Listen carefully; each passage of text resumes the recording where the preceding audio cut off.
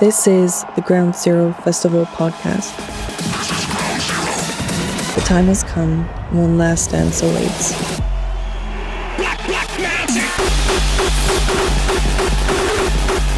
Multigroup and UDC present Ground Zero Final Night. Yo, welkom allemaal bij het tweede seizoen van de Ground Zero podcast. Het tevens het laatste seizoen en de laatste aflevering. Wordt een hele speciale, want we gaan, nadat we ook gesproken hebben met zowel bezoekers als artiesten, gaan we nu spreken met mensen die eigenlijk heel constructief hebben meegewerkt aan al die jaren Ground Zero. We're gonna do some stuff also in English, because we have Chris here. Chris, welcome. Hey guys. Nice to have you here. I'm really proud to be here and thanks for the invitation. Can you introduce yourself to the people? Yeah, my name is Chris. I'm the founder from RGBeat events. Since 2007, I'm a Ground Zero lover.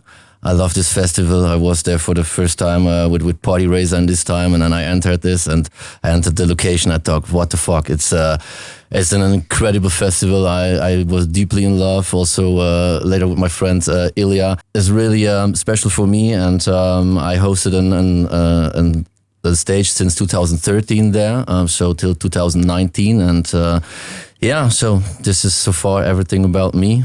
Well, all that thought, because we're of course coming back to that. But first, my man, my partner in crime here on my left side, Mr. Ilja Reiman. How are you, brother? Hey, brother. I'm good. I'm good. Yeah. Good. Next to you, there's another guy who's one of your most dearest and closest workers, Ruben. Hey, man. How are you? I'm also doing good. My name is Ruben, and I'm the booker of multigroup. All right. Ground Zero as well. Nice to have you here, because normally you're always behind the scenes and now you're actually in front of the camera. How does it feel? It's a bit getting used to, but I like it. all right. Well, you know, the first Gary is always on television, so... I have much to learn from him. He's what we call here a BN'er. Of a BG'er. Bekende gabber. Yeah? And then of course we got two dedicated workers from Ground Zero and Multigroove. We got Merel in the house, who was there also last season. Merel, how are you? Woo! Yeah, I'm good. Yeah? Yeah. Still partying hard? Still partying hard. Still doing all the marketing and all that stuff? No, not anymore. No? No, I was dedicated marketing manager for 3 editions. And now I've moved on. But still dedicated to Ground Zero. I'll still be there. I'll still help out. But as a visitor this time? Yeah, and in between. Yeah, a little visiting, a little I'm in helping. limbo, but it's okay. All right. And then we have the face of Multigroove. Face of Multigroove is in front of me. Yeah, well, not if you enter the party, because I always get really happy when I see your face. Well, that's likewise. Eva in the house. Yes. How are you? I'm very good. Yeah? Yes. I started in 2010 volunteering, baking eggs and frying bacon. And after that, I just kept going with Multigroove, and during the years I grow into the lady at the door, the one who gives you a wristband and says hello when you arrive at the party, and And always with a smile. Always with a smile. Always with a smile. You never complain. You're always happy. I'm always happy. You always give us a feeling like, the party's right here. Well, and that's exactly what we need. Thank you for yes, that. Now that we introduced everybody, it's time to talk about why we all came here for, and that's the last edition of Ground Zero, of course. Chris, let me start with you, because I think for all the people besides me, you were one of the earliest members who was doing his thing at Ground Zero. 2013, you mentioned it already. What can you tell us a little bit about that era in that time? How was the time frame? How was it? How was the music at that time? Now we got a lot of styles, but can you tell us a little bit what the upset was from your stage? That time, I have really good memories about this time. 2013 was for me a really awesome time. We started somehow, the style. I always loved a little bit harder styles. So from hardcore, from Millennium, I liked it always a little bit harder. Was the reason why I always Party Raiser was like a name for me. I love this style. I love this man. So it was. I always followed him to to each party, and we started somehow with a style. It's really hard to describe. It was a start of I think up tempo somehow. You mentioned it already. Yeah. So we started on the up tempo, and it was a harder hardcore, but with a lot of emotional parts inside. So when I remember, with 2013, 2014, 2015 was an amazing time from music-wise. I always had a little bit of punk rock feeling with you guys. Is that accurate? Is that a good expression? Yeah, we did it different, So no one would expect that that you combine like Frenchcore and uptempo. We started with uptempo, and then we switched to Frenchcore, but it was really awesome. The people loved it, and I didn't expect it. So it was both music styles. I love both. So my heart is beating for the uptempo, or the uptempo from these days, and the Frenchcore. So with all the founders, really the origins of Frenchcore, And I said, hey, why shouldn't we combine it into one stage? So we switched up tempo Frenchcore, and it was, the people loved it. And it was the area was packed from the first second on, and somehow it was working. And it was the same what you were talking about in the edition before. We tried something different. We tried something else. There was a chance that we maybe fail, but we didn't fail, and that was cool to see that people were open for that and really liked what we do. The time was really right at the moment. The story was before already in 2006 and 2007 or something, a year like that. Chris and me met each other on Defcon on the beach in Almere. Mm-hmm. And it was an interesting meeting each other. We exchanged numbers. It's a long story. It's a whole podcast on itself. A lot of fun. Yes. We had a broken leg and everything. Yes, you remember. The whole story with the whole German friends. So we became friends, and I invited him from, hey guys, come to Ground Zero. And then he came to Ground Zero, and he fell in love with the place, and he brought a bunch of Germans. The next year, you did Slush Puppies. And that milkshake kind of. That's really nice for Party Raiser, because he loves his ice cream and shit. What did he do? I was the guy who brought the machine to his house, so since he was addicted. Yes, you mean the machine that he puts the slush puppies in with the vodka at his house? Exactly, man. This was just on me. I said, Chris, really? It was slush puppy, and you put alcohol in it? And it was totally that he didn't put the machine next to his bed was the only thing. So, but all the time he was like really in love with it, and that was the time. And also brought the machine to Ground Zero. Time also at that days we slept. 2 weeks before Ground Zero, we were already start camping there. Yes. Remember? Oh, we start building our tents up, and Eva was kind of the backbone there, the mother of the whole, keeping it together with all those builders and people in crazy heads. Make sure we didn't die. Feed us. Very important. And Chris came there. The first year he just came visit, and the next year he came with a tent. And he said, I'm going to join you guys. I'm going to be here with the build up. And you brought your slush puppy machine. So we had with the building up. It was a warm summer. With the building up for the crew, we had the slush puppy machines. We became friends. You stayed. Then the first ideas, you start doing a small party in the Ruhrgebiet in Germany, in a coal mine. It was really, really fun. Can you tell us a little about that? What did you do actually before you entered Ground Zero? That was not before he entered Ground Zero. It was while he entered Ground Zero. Then he started giving this. You didn't give parties before that? No. 1 or 2 parties before. So everything started with Party Raiser. You said, "Hey Chris, I know it's your big dream to organize your own party," and we did it. He played for this time 2013 like. 4 hours on the party, and then I showed Ilja, hey Il, look what I did with Wesley. And I said, "Whoa, shit, man, let's We did one together in Germany. Together. We did an Hellbound route. And then we did a Hellbound there, and somehow. Yeah, everything started. This is the part of the history. Every year came to Ground Zero as visitor, and he became part of the crew with Slush Puppies. And then he came up to me with an idea. He said, "Ilja, what if I do a stage? I think we have with I'm going to surprise you with some new DJs and stuff that is." Yeah. And that we just had it in the last podcast. Also, we're open-minded for new things, new ideas, new initiatives. You take a risk with that. It's a gamble. But I felt straight away, because we always talk from the heart, from the music, from the passion. session. We've done some things in Germany. So I said, let's do it. And we started with a stage, but maybe 400 people, 500 people. Yeah, you said 700 or 800, but it doesn't matter. It was a really small stage, and we all had to build tent. it ourselves. It was like an army tent, and thought, okay, man, I really don't know what to happen, because 3 years later, it was the second biggest stage of Ground Zero. Yeah. The second one was, okay, guys, it was really packed. I had to take a number to get in. We're gonna build you a bigger stage, and then we got a tent.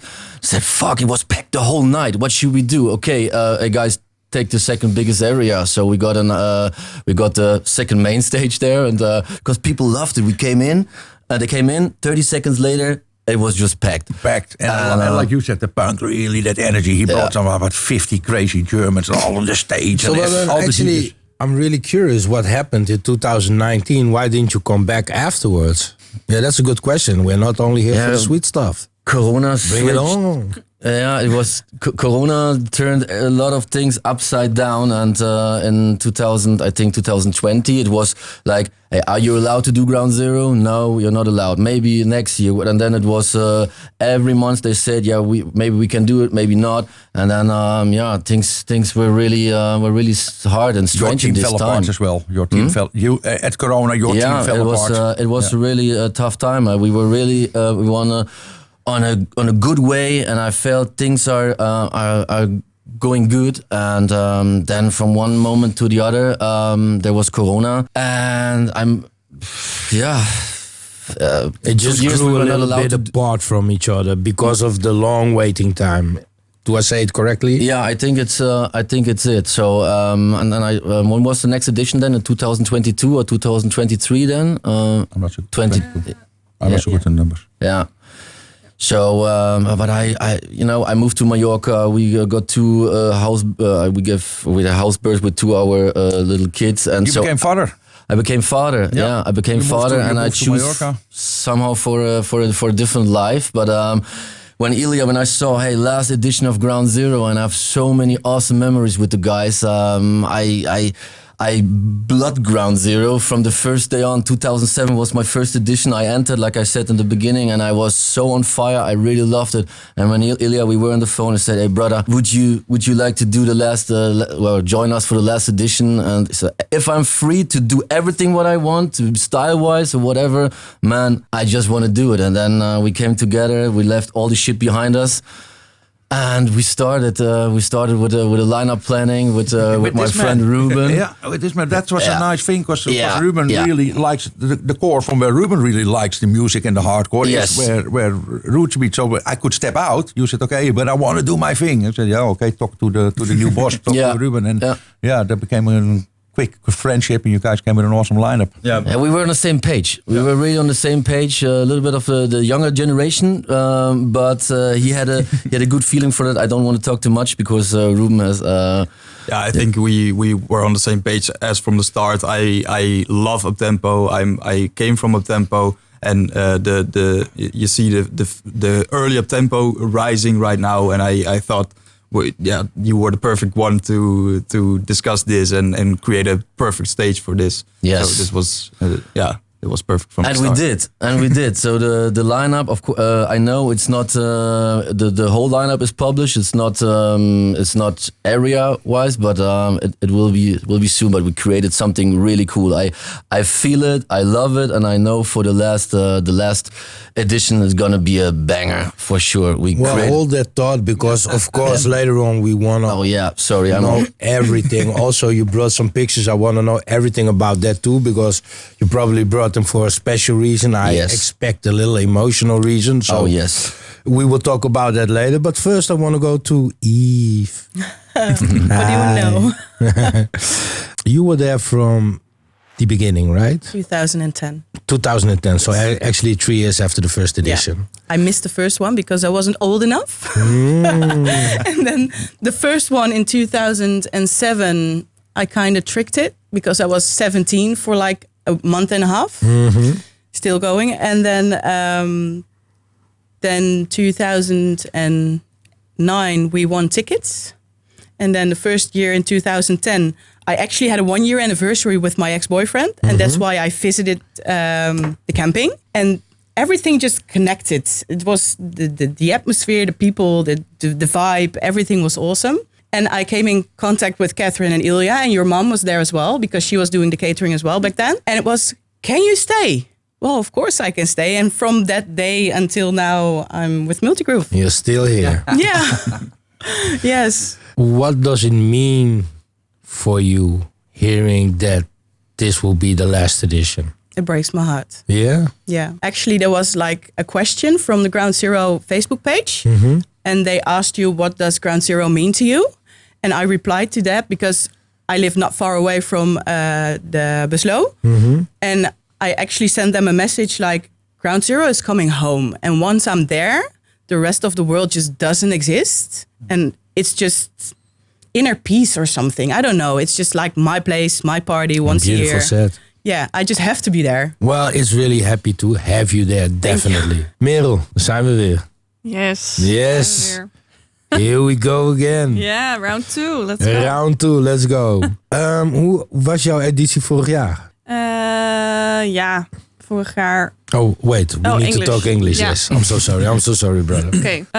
Edition last year. Yeah, it was, for me, it's homecoming, but it's stressful homecoming because it's your job and it's the one moment you live towards for the whole year. And it was the first that we did the full side production ourselves. So last edition was a very stressful one, but I'm super grateful because it was a stepping stone to my career now. But yeah, it's always nice to be there. What was your best moment last year? Ooh, I think the best moment last year, usually I never have the time to go backstage or stand on the stage.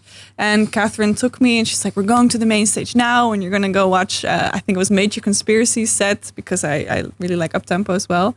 Well, you two are the only ones, right? At the multigroup. Yeah. Yeah. That's why I'm quiet. Ruben also lost his ally, but yeah, so it was a really special moment because it was the first time also seeing the crowd from that angle and sharing the moment with Catherine, and you were there as well. It was just a full circle moment. Yeah. Nice.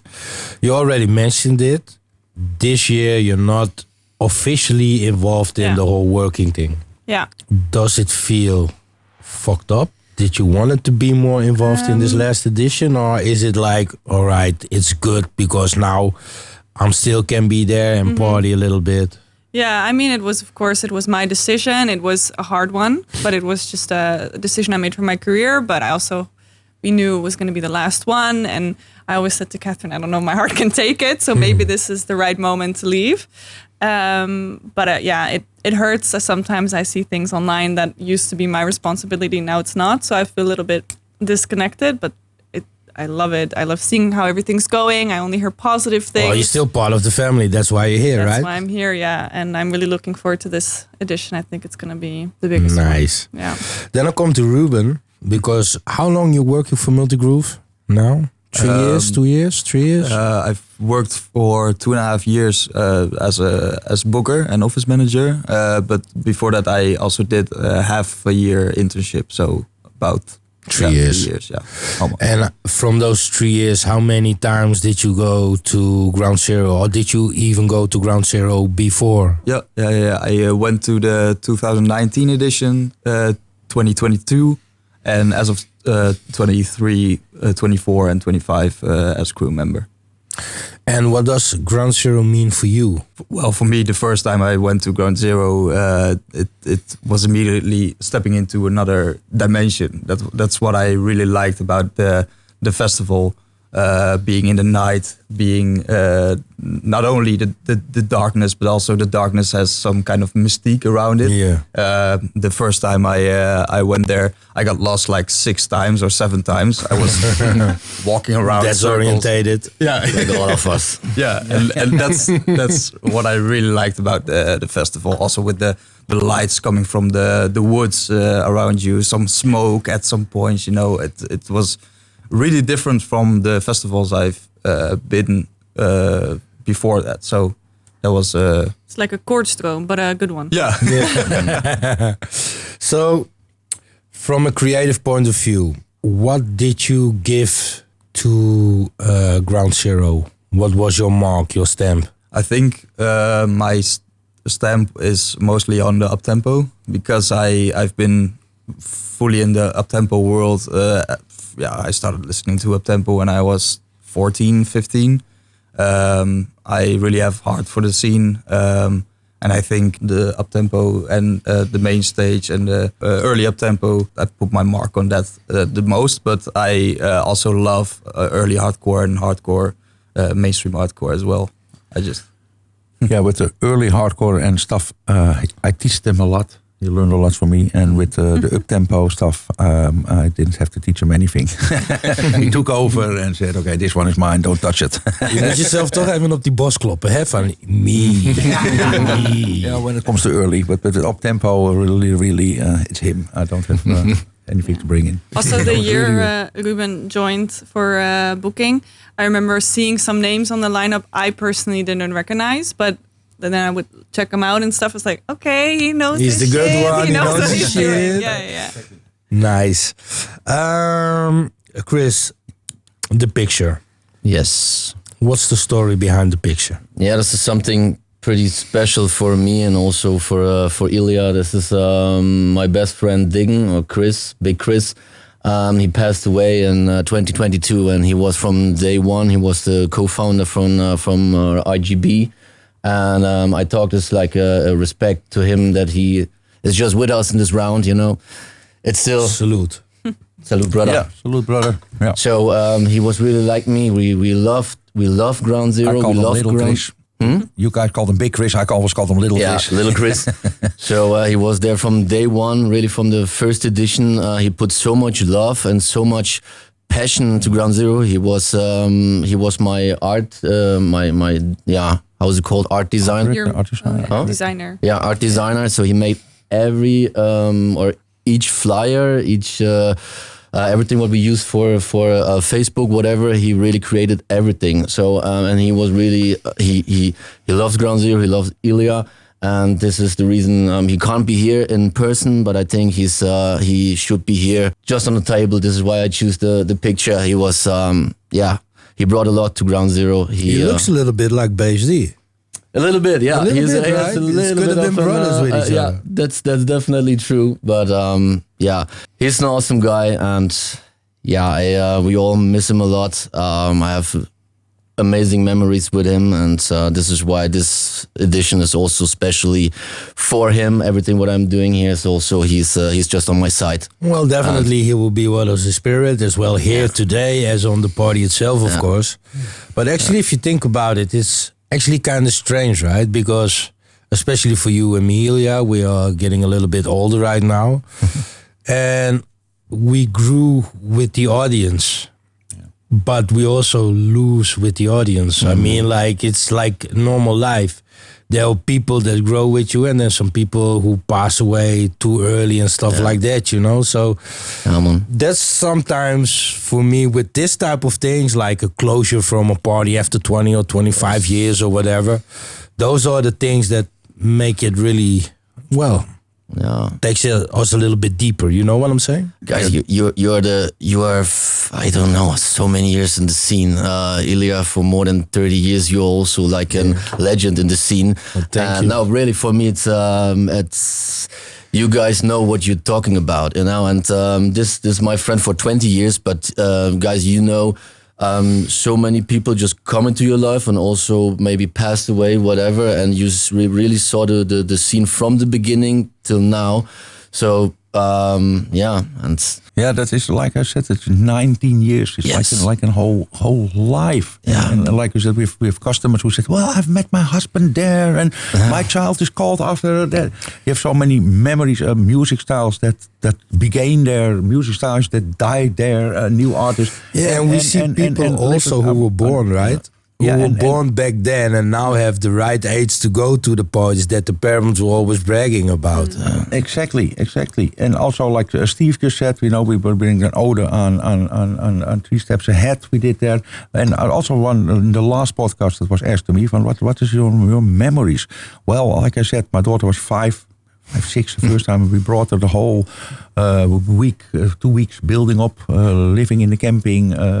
She's driving with golf carts around. 2 Rottweilers behind her. Huh? 2 Rottweilers behind her. Yeah, exactly. So she's now playing the main stage. Yeah. She was there with the golf cart. So I had 2 Rottweilers, and we brought them to the camping, and she let them loose. So they were running over the building up terrain. The producer came to us. I'm like, fuck guys, I cannot have 2 Rottweilers running over my terrain. Oh my God.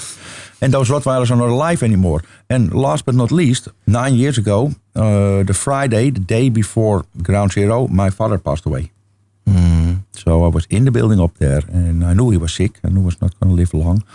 And then the day before Ground Zero, I get a call in the morning, and my brother said, listen, bro, come home, because it's going to happen today. So I went there and went with my father, and that has been such a strange week also, with so sad and grief, and then he passed away. And then we decided the next day, okay, let's go to Ground Zero for a few hours. We went with all my brothers. We stand in a circle there. We put some memory balloon. We left it up there in the sky, which we since then have done every year. How you call those balloons? The bench balloon? Yeah, and those Taiwanese type of things. But it was actually on your birthday, the day after. Yes, yeah. That Friday that I got to hear he's going to die today, it was the 26th of August, which is my birthday. Yeah. And then he died 20 minutes past, so officially the 27th. Yeah, so it was and my birthday and the day before Ground Zero. And so there can be so much emotions from love and now beautiful memories. And he also went there and really proud, from where I came from the street and building this up. He was supportive. So it's so much emotions in 19 years doing this together. Because it is not like some people go to the party and they go home in the morning and they think, oh, this was great, that I didn't like, that I do like. For us, it's a lifestyle. We're true. Every day, man. We're 9 months before we all get together. We think of the team, of the what's going to be the concept, how many states we're going to do, who's going to be the lineup, and all that emotions that everybody brings and memories of you who have from the area. Everybody has so much, and this makes Ground Zero something which is comes to life and it comes to an end. The whole team is also it's a family, right? So Ground Zero, it's not like, oh, they're my colleagues. It's you live and breathe the same. You love the hardcore the same, and you do this together. And it's more than just it is a bonding. Like even you went on a producer's path and find another job, still with each other, like coming home, and that is like so deep. Chris, you live in Germany. Sometimes we don't speak to each other for 6-7 months, But when we see you, we have always that deep connection. Yes. Why it's rooted in Ground Zero, in something based on music, on something so real, something so passionate, something we're so passionate and full about. Something we added, something we gave something from our life to it. We gained so much from. That's what Gabber unity. We do this together, and that is so strong. I wish that people could feel how it feels when you in 2 weeks Ground Zero you already enter the area, you go there, you in the beginning we had the camping there with all the multigroup crew we joined, and there was a big it was like a family coming together, building an amazing festival. But the people who just enter in the night, they don't see what happens months before with the planning, but also then only 2 weeks before when you build up everything. So I wish that people could see or get once the feeling how it feels if you are part of something amazing like this. Entering this area and you feel everyone is just happy and said, hey, in 2 weeks and then in 2 weeks we just go full throttle, whatever, and then you enjoyed it so much. And for me, crazy, incredible time. I was much younger. Look, 18 years ago. Yeah. 18 years ago, with coming there with my friend Daniel for the first time, entering Ground Zero and seeing, just saw you guys there. And I will never. Is it fair enough to say that it shaped you in your development as a promoter? Definitely, 100%. Ilja was for me always like a mentor. Yeah. I learned so many things from him. Guerrilla Ilja was well known in the scene. And I loved him really from day one, and it helped me a lot to see how he work on things or the creative part, and he was really an unbelievable creative guy who brings everyone expected like nice dancers in the cage. What bring Ilja? Ilja brings like 80 years old grannies standing there and partying, you know? This is Ilja. Well, this is also can't get over everybody that. knows But I really can't get over that, you know? Of course. Now I need to throw this one. How challenging is it to work with Ilja? Oh. Here we go. It's This is challenging. a question for Man, all of you, I except have for a- you, of course. I have a really funny story, and this is one. This is also something I will never get over. It was a Tuesday, and we had a meeting. Say, hey Chris, come to my house. Bring this and this. We have to discuss. And then I was there on Tuesday in time. Ring the bell.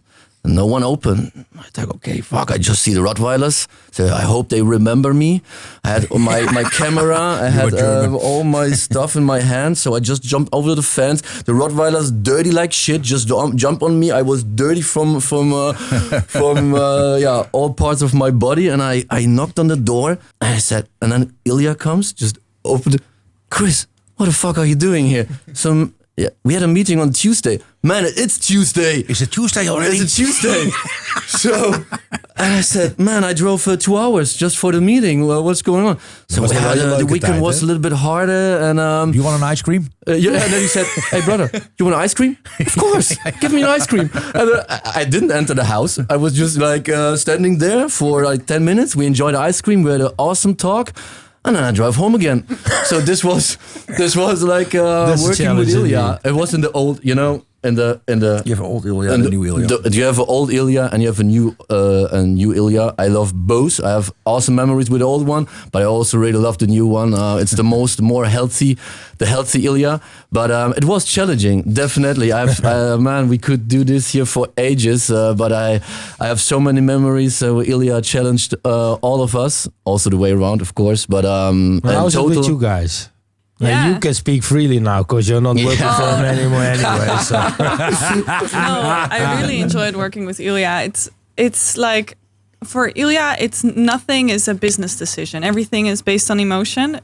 Sometimes it's difficult because I saw things more in a business perspective, and Ilja would come with this great idea, and he'd call me and be like, "Yeah, we're gonna do it like this," and I'm like, "No, but Then you have to the shoot money, it off. and we have to organize this and that," and we'd have to kind of find our mid-ground sometimes. But without Ilja throwing or spitballing these crazy ideas, we would never come to like a consensus. I would never get there myself. So I think even if it sometimes was negative in my eyes, like, oh my God, I feel so overwhelmed. I don't know how I'm going to make this happen for Ilja.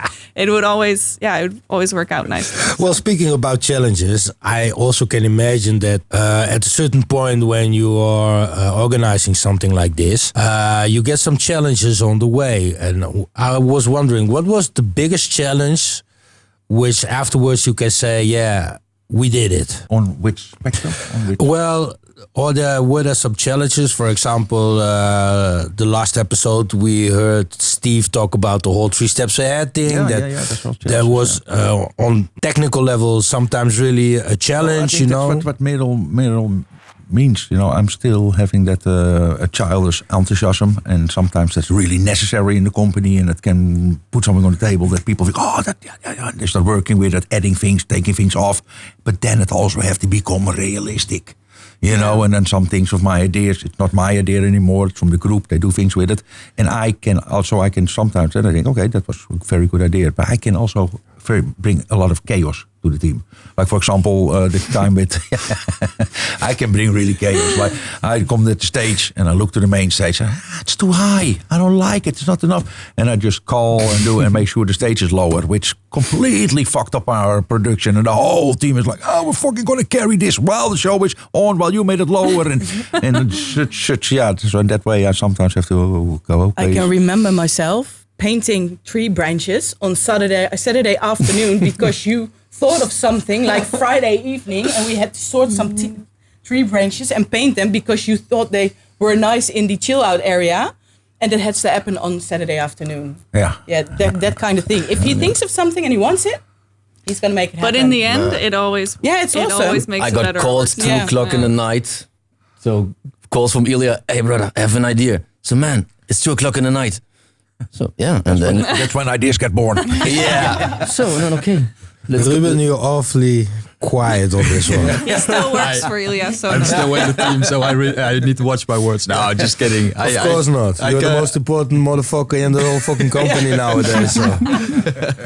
I can remember also last edition of Ground Zero. We were walking like the Friday night before the event. We were walking around the terrain, and the production has ordered all kinds of lamps and like construction lamps to have at the field so that people don't trip during the event. And I needed to walk with him for like 2 hours and point to every light which had to go out and which couldn't be. Oh yeah. Yeah, but that also makes that tops it off, right? But At the end. serious, we have a plan. We have also the government makes us we can only build from Monday to Friday. In the old days we could build 2 weeks. Now they say okay, it's only 1 week. That means also that only on Friday we can test the lights, and then I have to have everything I don't like changed.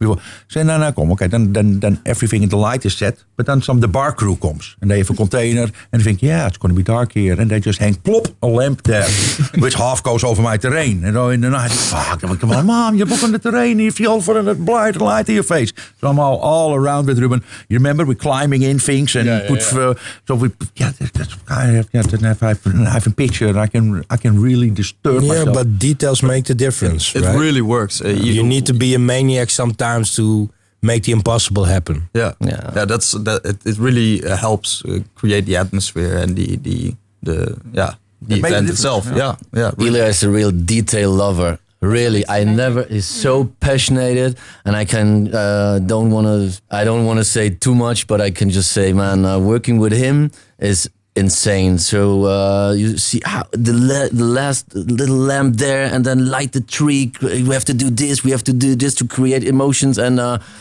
he's also an artist with flames. Yeah.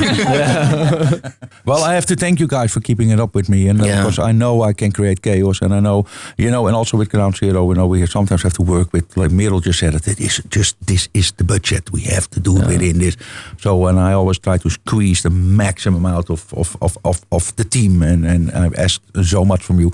Yeah, and that is why we made Ground Zero so legendary. Such a thing that means to so many people so much. Thank you for that.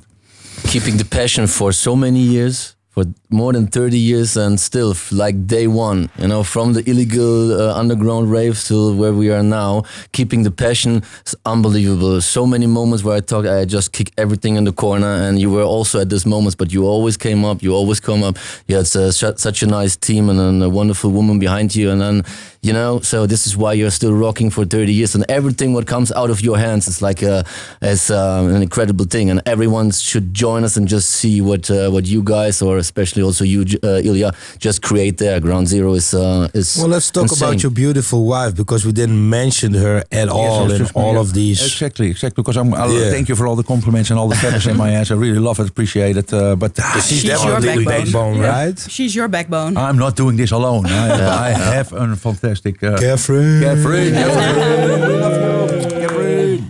Catherine is my wife. I've met her in rehab. How cool is that? No. I first lived my life like Keith Richards of the Rolling Stones. Went to rehab, met the most beautiful woman in the world, and now we're building. And she's such a backbone to Ground Zero and to us, and she's keeping the team sane. And she can make tough decisions, and she's really She's the yin to your yang. Yeah, thanks. Thank you. She's the perfect combination of like the creative side and then the very serious business side. She mixes those two flavors really well. Yeah, she can translate it into something that can really happen. Yeah. This is dreaming. This is what we're gonna do. Yeah. So, a question for all of you guys: the last Ground Zero. What are you looking most forward to? Let's start with you, Merel. I'm looking forward to, I think, the opening show the most, and getting to see it with everyone I love at Ground Zero. So including Ilja and Catherine and Ruben and the whole team. I'm not looking forward to the end. So I think the opening show is a nice place to start and kind of hold that memory. So nice. Yeah. Eva. Everything. Yes. it starts with me with the build-up because I've been there like since 2010. And like you said, it's a family. And well, Olive was there from being a little girl. And I was looking over her when she was like, 6, 7. And she's grown into this beautiful lady that I think is my sister. I protect her like she's my sister. And that's a lot of things that happened on that area. And I think I'll be crying when it's 7 o'clock and we have to go home. So Yeah, she's playing main stage. How amazing is that? You know, she went with me. from the little girl that I watched during the build-up until this big She has been the voice of the multi-bitch, which we also did in Germany. She's been with Prophet in the studio, speaking because she speaks fluent English to be in. Yeah, normally she would have been here, but she's sick today. So it's too bad we couldn't hear it out of her own mouth. But Wetenschap, Olaf.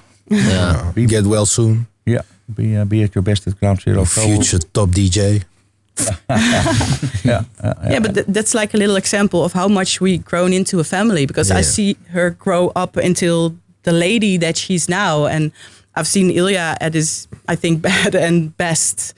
Like, it's awesome how we grow together in like that really one big family that everyone just helps each other. And even with the volunteers, they put so much love and effort into building those stages when we still had the volunteers there. That was magic. And yeah, that's something that's gonna end, and that hurts. Yes. You know what they say, right? If somewhere closes a door, another one opens again. So most likely it's maybe the end of an era, but it's not the end of a family, right? No, of course not. Of course not. And all the memories I will cherish for the rest of my life. Yeah. Chris, what about you? Man, this is a hard question. I have one really laughing and smiling eye and one crying eye. 18 years, so many memories, man. And then I thought I would never go there again. And suddenly everything changed.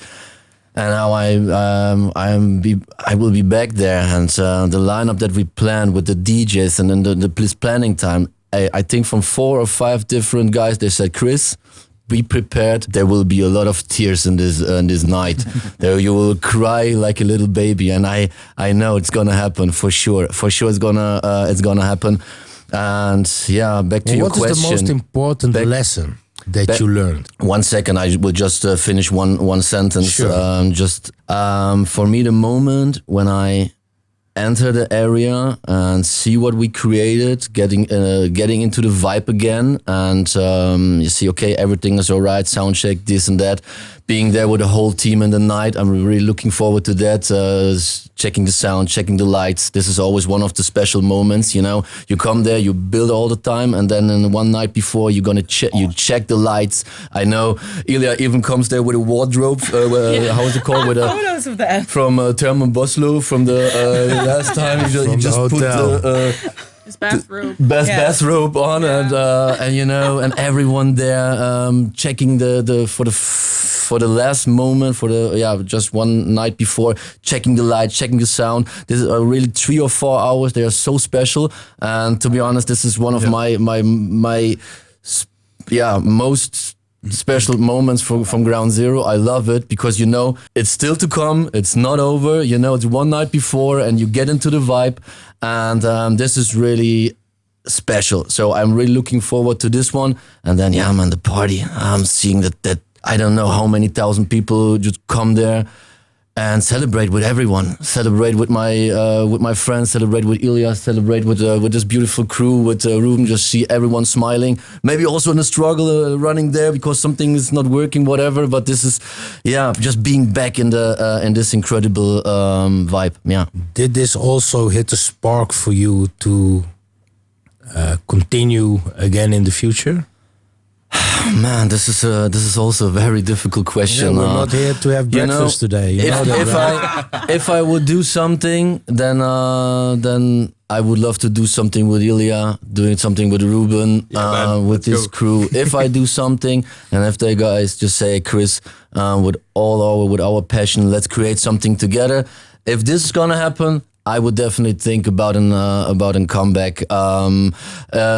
I don't want to go too far with this, but I think there's a chance because you feel when I talk about it, there was a reason why Ilja and why we came together. There was a really burning passion for the music, for all those things. And I don't know if I want to do it alone in Germany. Everything gets pretty difficult in the organization scene, you know. But if we combine forces, if we put everything together and we say, hey, let's create something awesome together, I would definitely say, hey, let's go for that. Well, let's keep that in mind. You know, so you never know. In this life, also, especially with Ilja, you never know. He calls you at 2 o'clock in the night. I said, brother, I have an idea. And I said, 1, 2, 3, I'm in. So, man, everything can happen. So let's see what the future brings to us. I would love to work with the guys. And if there comes another, I don't want to call it ground zero, but if there comes a concept like this, maybe we all stick our heads together and we create something really insane, I would say, man, count me in. But let's do it, man. What about you? Same question. Yeah, for me, ground zero is what the guys also said. It's coming home. It's family, and of course, all the crew, every volunteer, everyone is family. But also the visitors. I feel like I belong the best at ground zero and being there. And it's like losing a home. So this edition, I will do my best to create the best memories and keep them with me. And if you have to mention one memory that you already had, there's so many. There are so many. Then I say, give me 2 or 3. Okay. That makes it a little bit easier. Somebody else told me, by the way, that makes it even difficult. That makes it difficult. For me, the first moment, the day I came in for the build-up, it was completely new to me. But I was invited by everyone with open arms. I got to ride with in the gator with Ilja. He was showing me around the terrain. I will always remember that moment. I will remember the first time, the general repetition for the opening show, as you mentioned, on the Friday evening, getting together, the whole family, looking at the preparations you've worked for all of these months. So that's the core memory. And just being at the festival, being there with friends, enjoying the moment. Also a bit of stress in between, of course. But belongs to, huh? When I'm getting hyped. I enjoy everything, even the stress. Stress is addictive. Yeah. You can hear the general theme is together, family. We're all doing it together. So I think that's also what Ground Zero has always stood for. It's unity. I think we mentioned in the podcast last year, bringing gabbers together, people who love early, who love up-tempo. Ruben and I also were welcomed, although we like up-tempo. So it's just bringing everyone together. Yeah, I'm going to miss that. Ilja, ik vind het wel een mooi moment. I think it's a great moment for you to come to an ending conclusion. About Ground Zero, all these years. Yeah. And you can make it as long as you want. Go. Ooh, I get all pretty emotional feelings. It's been like a whole life.